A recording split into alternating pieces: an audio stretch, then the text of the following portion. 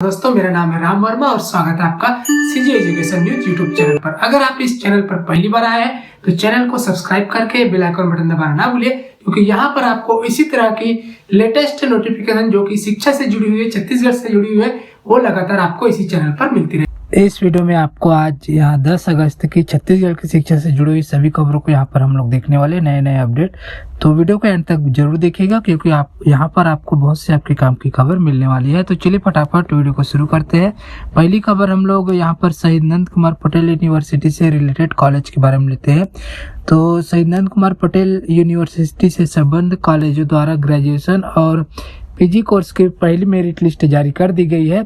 और इस बार BA, BCom और बीएससी में पिछले साल की तुलना में 10% कम कंपटीशन है। और मेरिट लिस्ट जारी होने के बाद कॉलेजों में 1 अगस्त से एडमिशन शुरू हो गई है, लेकिन लिस्ट जारी होने के 10 दिन बाद भी जिले के अधिकांश सरकारी कॉलेजों में केवल 50% सीटों पर ही एडमिशन हुआ है, जबकि अभी भी सभी संकाय की ज़्यादा से ज़्यादा सीटें खाली है।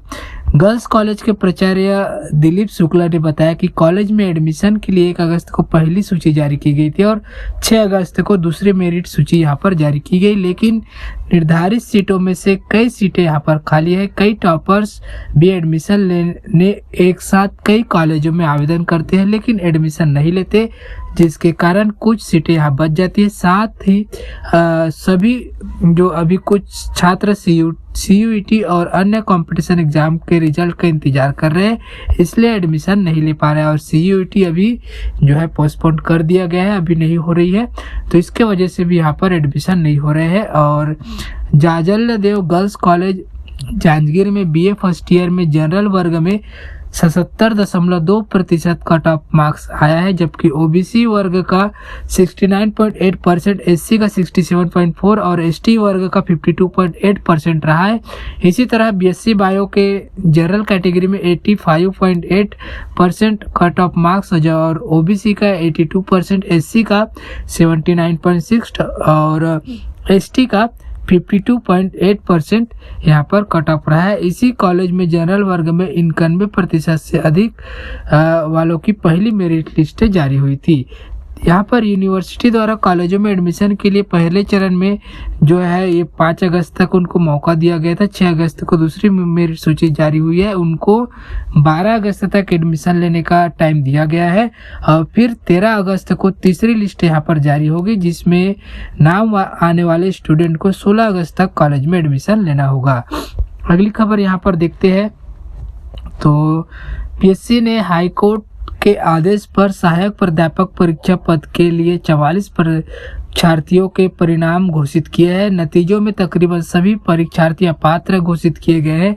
दरअसल सहायक प्राध्यापक परीक्षा के लिए इंटरव्यू में शामिल नहीं करने पर पिछले साल हाईकोर्ट में याचिका लगाई गई थी। हाईकोर्ट ने प्रारंभिक सुनवाई के बाद याचिकाकर्ता का इंटरव्यू लेने के आदेश दिए थे, साथ ही इंटरव्यू के नतीजे घोषित करने पर रोक लगाई थी। 27 अगस्त को 10 दिनों के भीतर नतीजे घोषित करने के आदेश दिए गए थे। उसके बाद यहाँ पर हाईकोर्ट के आदेश के 10 दिन के बाद PSC ने 44 परीक्षार्थियों के परीक्षा परिणाम घोषित किए हैं। इनमें फिजिक्स विषय के 2, जूलॉजी के 12 और बॉटनी विषय के 30 परिणाम शामिल है। PSC के नतीजों के मुताबिक 40 परीक्षार्थी इंटरव्यू के बाद मुख्य परीक्षा के लिए अपात्र घोषित किए गए, जबकि 4 परीक्षार्थी के परिणाम पूर्व में ही घोषित करने की जानकारी दी गई है। इसके बाद अगली खबर हम लोग यहाँ पर देखते हैं रायपुर से। तो सरकारी मेडिकल कॉलेज कांकेर को पिछले साल 100 सीटों के लिए मान्यता तो मिल गई, लेकिन फर्स्ट ईयर को पढ़ाने के लिए टीचर ही नहीं है। तो ऐसे में जो छात्र है नाराज हो गए और DME को पत्र लिखा है और टीचर नियुक्त करने की यहाँ पर मांग की है।